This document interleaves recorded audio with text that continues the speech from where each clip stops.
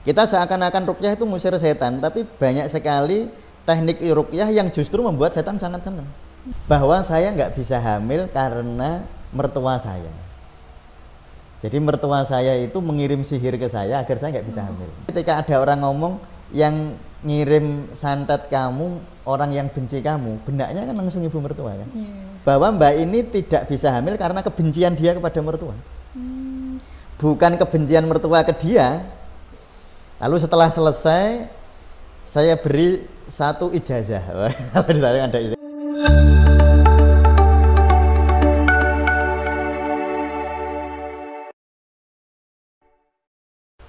Assalamualaikum warahmatullahi wabarakatuh. Waalaikumsalam warahmatullahi wabarakatuh. Halo teman-teman, jumpa lagi di channel YouTube Tasawuf Indonesia.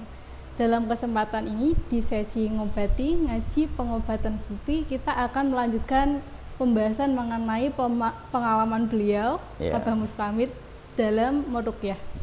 Kemarin kita sudah membahas tentang bagaimana seorang itu jika dianalisis di Ruqyah Tasawuf Indonesia, mungkin orangnya itu mengalami halusinasi karena kerinduan terhadap sosok almarhum suaminya hingga menjadi mungkin kayak sosok makhluk gaib yang kita kenal dengan istilah genderuwo. Nah, dalam kesempatan kali ini kita akan membahas lebih lanjut lagi tentang pengalaman-pengalaman apa aja yang mungkin bisa kita pelajari selama beliau meruqyah. Langsung saja kita langsung ke narasumber kita kali ini. Mari kita tanyakan ke Abah Mustamid. Oke. Untuk sesi kali ini kita akan membahas tentang kita akan bahas meruqyah santet mertua.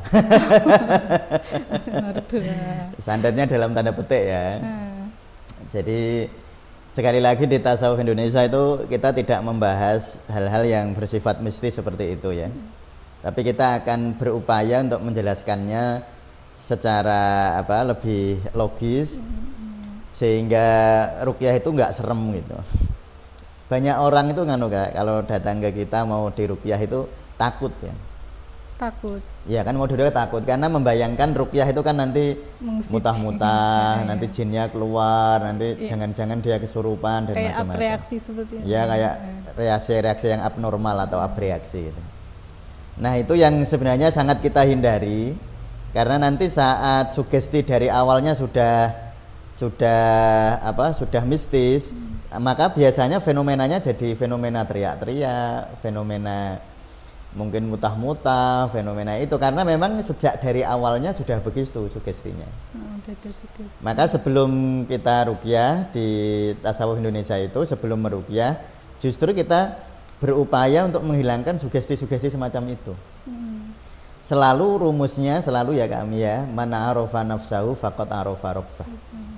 Jadi kalau kita memahami diri, insya Allah kita terkoneksi dengan Allah.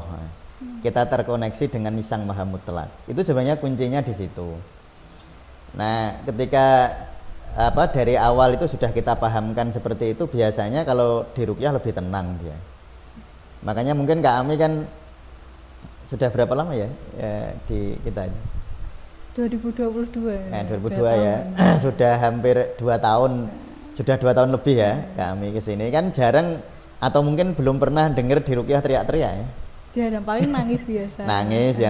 Nangis itu ekspresi psikologis karena ketenangan waktu dibacakan. Jadi nggak seperti mungkin di tempat-tempat lain kalau di ruqyah teriak-teriak,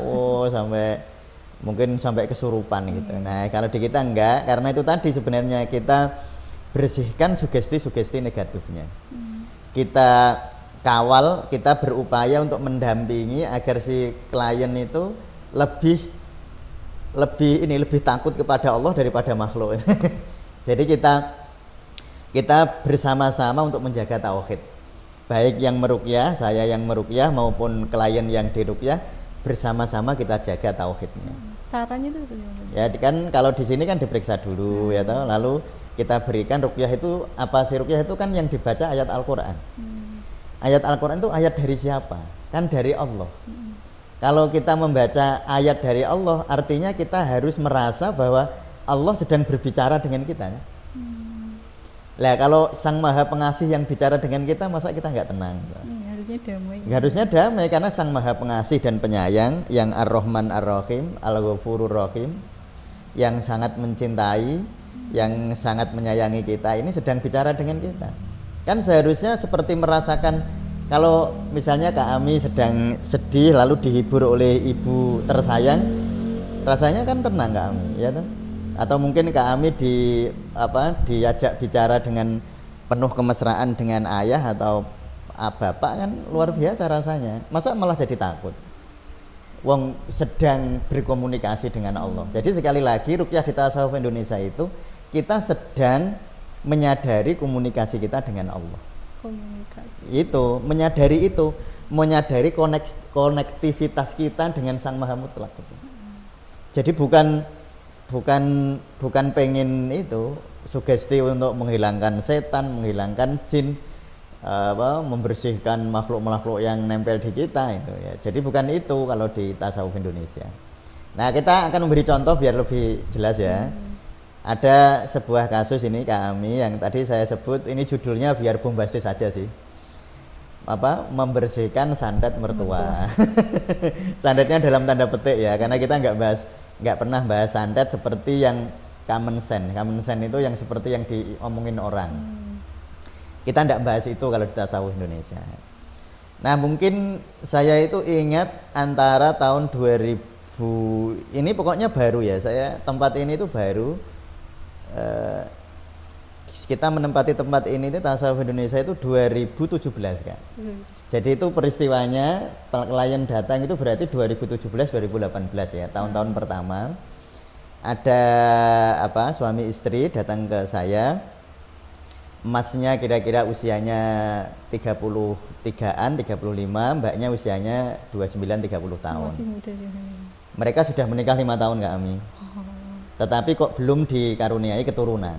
Nah, jadi kasusnya atau masalah yang beliau sampaikan, kita sudah menikah 5 tahun tetapi belum dikaruniai keturunan.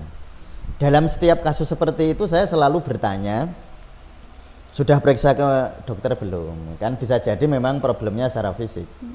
Misalnya kalau diperiksa di dokter, oh jumlah spermanya masnya kurang ya, atau mungkin spermanya cukup tetapi bentuk spermatozoanya kurang bagus, atau mbaknya mengalami misalnya inversi itu posisi rahim yang kurang tepat sehingga mengganggu proses fertilisasi ya, proses ketemunya sperma dan telur ya.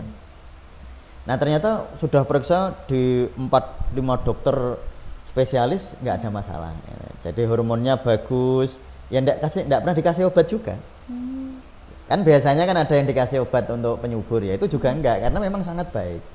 Tapi mengapa kok belum punya keturunan? Nah, lalu begini nih ceritanya, saya menceritakan apa yang diceritakan oleh mbak ya, oleh si istri ya. Bilang ke saya, dia meyakini itu mungkin meyakini 80% lah, bahwa saya nggak bisa hamil karena mertua saya. Jadi mertua saya itu mengirim sihir ke saya agar saya nggak bisa hamil. Mbaknya meyakini itu, dan ketika suaminya mendengar itu ya mantuk-mantuk gitu. Ya artinya suaminya juga mungkin satu pola pikir ya, bahwa istri saya ini nggak hamil karena ibu saya. Nah itu, dan saya bertanya kok bisa begitu. Nah biasanya kan orang itu kebiasaan masyarakat kita kalau secara medis bagus kok ternyata secara realita kok nggak bagus kan, terus mikirnya mistis ya.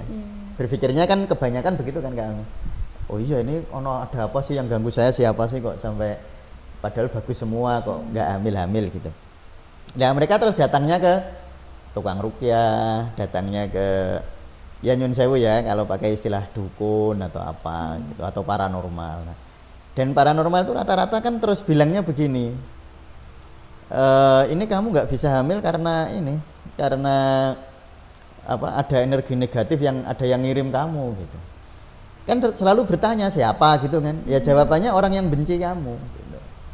Biasanya kan paranormal bilangnya begitu ya, orang yang benci kamu, yang memusuhi kamu. Nah mbaknya itu kebetulan kami, beliau itu dulu menikah tidak direstui oleh ibu mertua. Jadi memang dari awal ibu mertua itu menurut menurut sang suami juga memang ibu saya, kata masnya itu nggak seneng sama istri saya. Cuma kan kalau orang tua laki-lakinya kan setuju, nggak apa-apa gitu loh. Tapi pernikahannya kan sah saja kan, yang nggak setuju kan dari laki-laki kan. Nah sehingga dari situ si istri itu kan merasa dari awal dibenci oleh ibu mertua. Nah ketika kami bisa bayangkan ketika ada orang ngomong yang ngirim santet kamu orang yang benci kamu, benaknya kan langsung ibu mertua kan. Benaknya langsung begitu, ini ibu mertua saya ini pasti gitu. Dan nanti dia akan, ya orang itu kan punya psikologi seseorang itu kan mencari pembenaran dari pendapat dia dari awal kan. Kan golek mencari pendukung lah gitu. Orang kan punya kecenderungan kayak gitu. Nah singkat cerita kami, ketika ketika Mbak ini berlangsung ketemu dengan orang ini di rupiah di sini, mencari cara di sini, semakin padat keyakinan bahwa mertuanya lah yang nyantet dia, sehingga dia tidak bisa hamil. Nah itu, lalu datang ke sini, ya dia waktu ke sini ya kurang lebih pertanyaannya sama. Siapa yang nyantet saya, Ustadz? Nah, itu yang siapa yang nyantet saya? Mungkin jawaban saya kalau seperti biasa ya orang yang benci Mbak, begitu ya. Tapi ya saya jawab nggak penting, Mbak. Nah itu jawaban saya. Jadi apakah jenengan disantet atau nggak disantet, nggak penting sama sekali. Yang penting diri. Yang penting Mbak damai atau tidak. Sebenarnya di situ. Jadi bukan ada yang nyantet atau siapa yang nyantet. Kalau ada yang nyantet kan pasti pertanyaannya siapa. Nanti biasanya pertanyaan lanjutan, sudah berapa lama, dicari dukunnya yang mana. Wah nanti terus ini pengobatnya juga mungkin dapat kesempatan ya. Dia bilang, oh ini yang nyantet di sini ini perlu nyembelih ini gitu tuh. Perlu upacara begini. Nah itu nanti jadi kesempatan itu. Nah tetapi kalau saya ditanya begitu, bener nggak Ustadz, atau siapa yang nyantet saya Ustadz gitu, jawaban saya itu nggak penting. Karena kalau bagi kita di sini yang maha mutlak Allah. Yang penting jenengan cedak Allah. Saya begitu kan ya. Dengan bahasa awam ya saya bilang, yang penting kita dekat Allah. Yang terjadi itu nggak penting. Disantet ya nggak penting, nggak disantet ya nggak penting. Nah itu jawaban saya selalu begitu ya, kurang lebih begitu substansinya. Jadi nggak penting menganalisa hal-hal kayak gitu, karena biasanya semakin dianalisa emosinya semakin padat. Nggak, coba bayangkan ya, si Mbak ini kan dari awal sudah benci mertua, atau sudah tidak nyaman dengan mertua kan sejak awalnya. Nah kalau dia semakin meyakini bahwa mertuanya nyantet dia, kebenciannya semakin padat ya. Oh itu ibarat ibarat tanah, awalnya hanya tanah debu, lalu dipadatkan, bisa kayak batu. Nah itu sebenarnya dari analisa itu saya sudah menganalisa begini sebenarnya. Justru yang membuat Mbak ini, yaitu hipotesa saya saat itu, dugaan lah ya, bahwa Mbak ini tidak bisa hamil karena kebencian dia kepada mertua. Bukan kebencian mertua ke dia, bukan, tapi kebencian dia ke mertua. Nah itu yang sebenarnya menurut saya, itu kalau itu bisa dijelaskan secara logis ya. Jadi misalnya kalau seseorang itu membenci seseorang, nanti akan terjadi kekacauan hormon kortisol. Nanti kekacauan hormon kortisol akan mengganggu, minimal itu mengurangi potensi fertilisasi, mengurangi potensi kesuburan gitu. Walaupun nanti secara medis tuh dilihat bagus ini, tetapi kalau kita istilahnya itu chi ya, energi gitu. Energi itu misalnya gini contoh ya, orang problem lambung, kalau diperiksa di dokter lambungnya bagus, di di foto gitu, di USG, lalu dimasukkan alat untuk diteropong lambungnya gitu, itu bagus. Nah tetapi kalau di pengobatan tradisional walaupun secara fisik lambungnya bagus, tetapi bisa terjadi bahwa lambungnya energinya kurang bagus. Jadi energi itu kayak nyawa gitu, kalau HP itu kayak baterai gitu loh Kak. Jadi bisa jadi Mbak ini itu secara fisik letak rahim bagus, lalu masnya mungkin spermanya kalau dijumlah ya bagus, tetapi C-nya kurang, energinya kurang gitu. Dan memang nanti lama-lama kalau itu berlanjut terus, nanti bisa secara hormonal jadi kacau. Nah saya memang tidak bertanya Mbak ini itu periksa ke dokter kan mungkin entah 3 tahun yang lalu, kan kesini kan 5 tahun ya, 5 tahun setelah nikah ya. Mungkin setahun sebelum setelah menikah sudah periksa. Jadi misalnya dokter bilang bahwa hormonnya bagus kan 4 tahun yang lalu bisa jadi kan. Sekarang kalau diperiksa mungkin kacau. Hormonnya sudah kacau karena itu tadi kebencian yang mengeras gitu.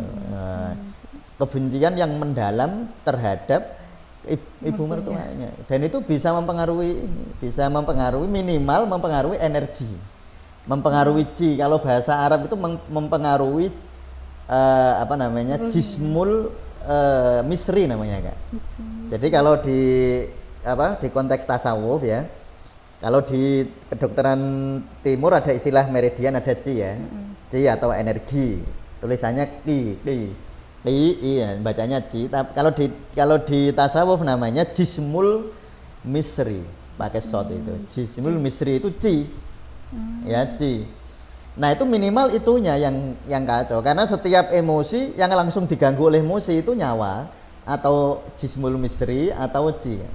Jadi sangat berpengaruh besar sama Ci. Langsung. Pengaruhnya sangat besar, dan saya menduga seandainya mungkin Mbak ini diperiksa hormonnya hari-hari ini mungkin sudah kacau hormonnya. Karena kan kebenciannya sudah lama. Nah, tadi dia bilang sudah periksa di dokter-dokter, mungkin kan periksanya 3 tahun atau 4 tahun yang lalu ya.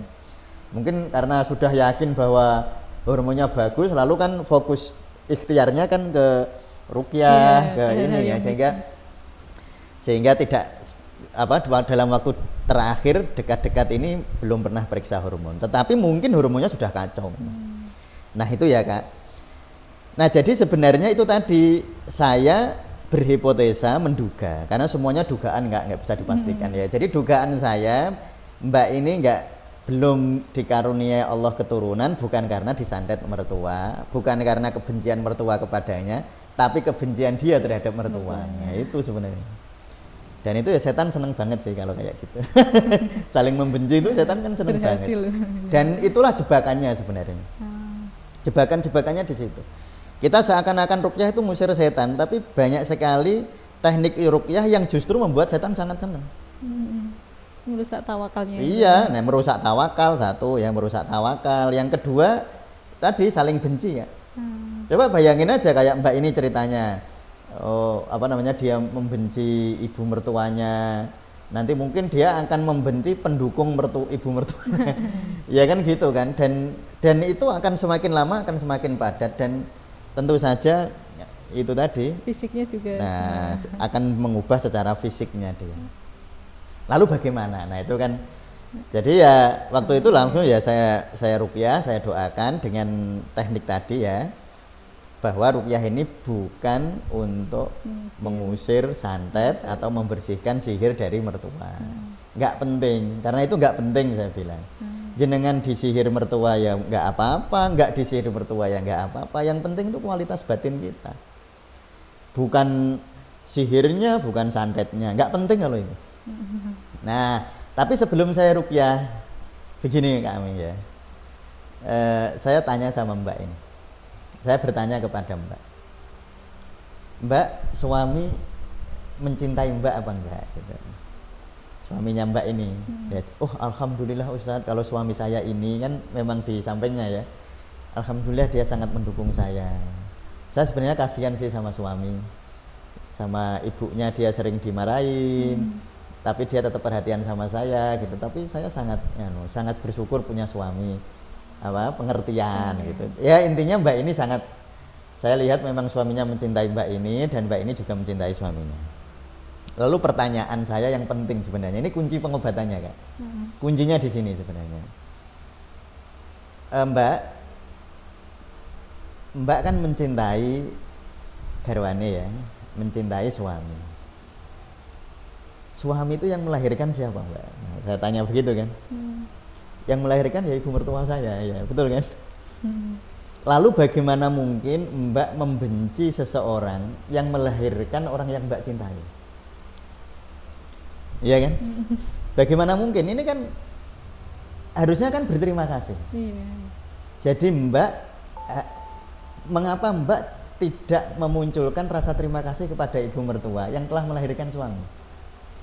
Maka mengapa lalu bertahun-tahun ini hati Mbak diliputi oleh mungkin oleh ketidaknyamanan terhadap ibu mertua? Ya mungkin kebencian, tapi saya nggak ngomong gitu kan.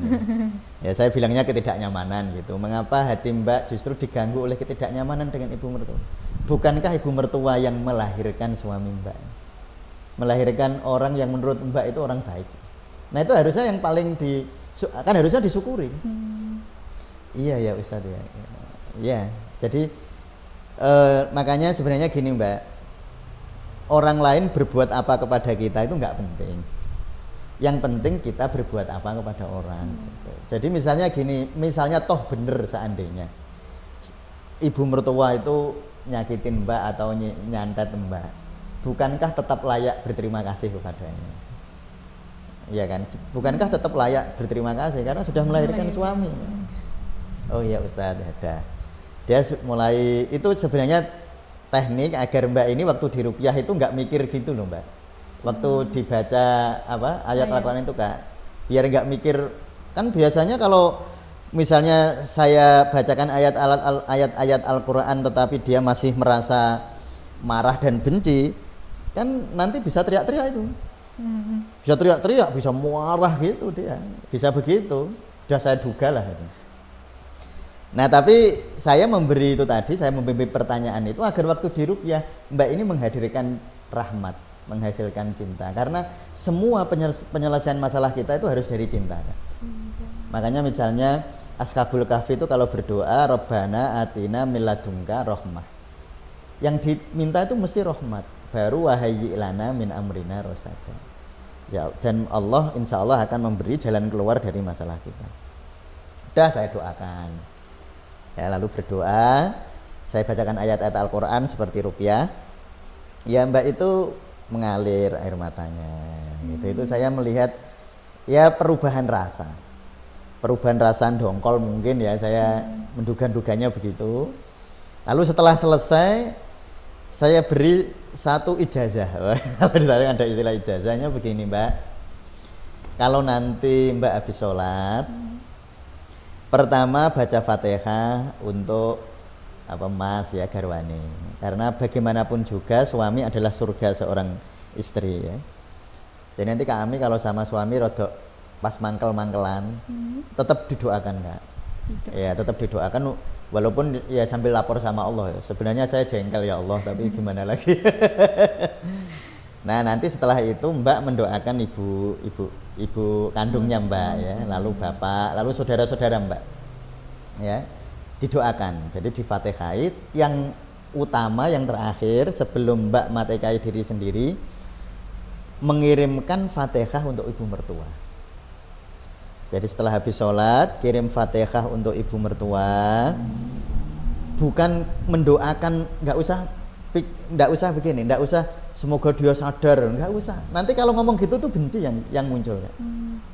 Jadi waktu matekai ibu mertua, Mbak bilang saja di dalam hati, terima kasih ya Allah, Engkau telah memberi saya mertua yang telah melahirkan suami saya.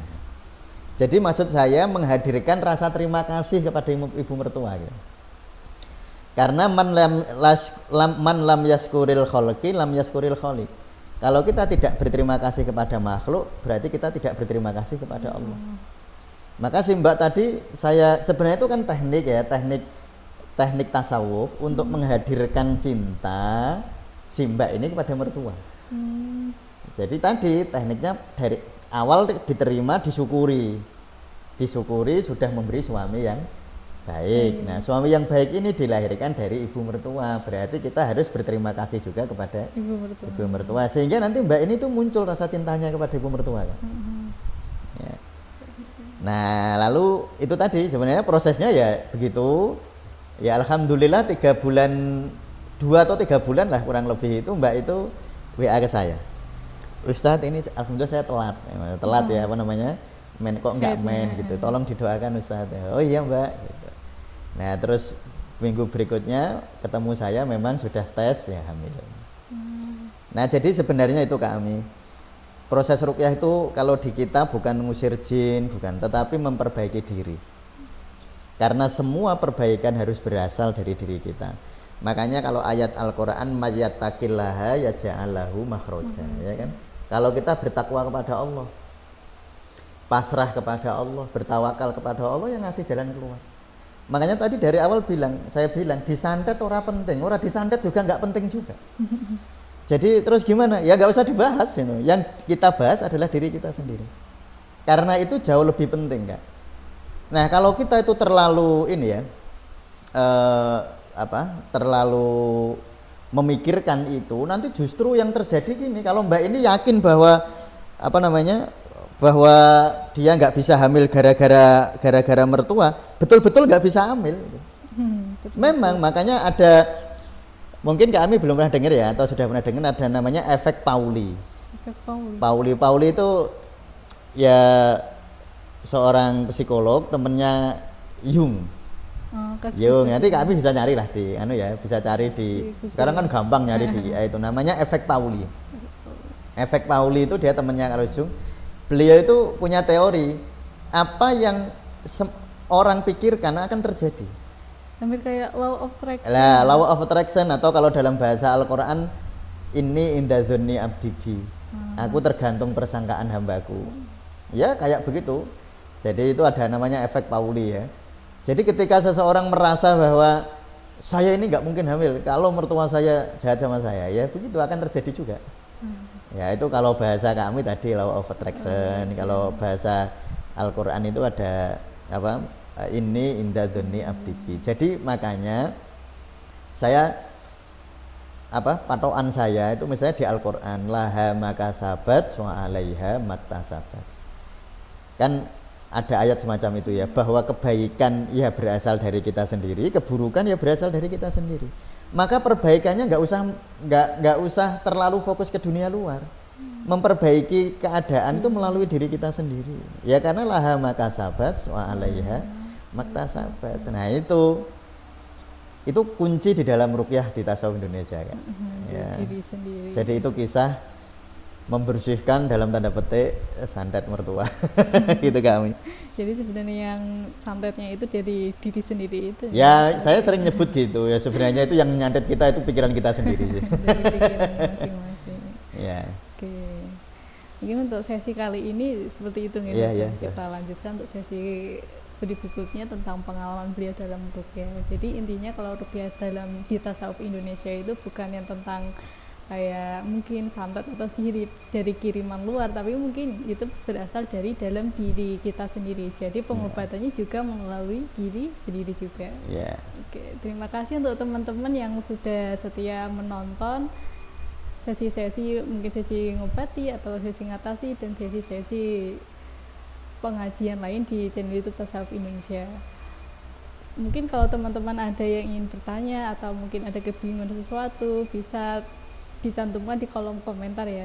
Terima kasih atas like dan subscribe-nya. Wassalamualaikum warahmatullahi wabarakatuh. Waalaikumsalam warahmatullahi wabarakatuh.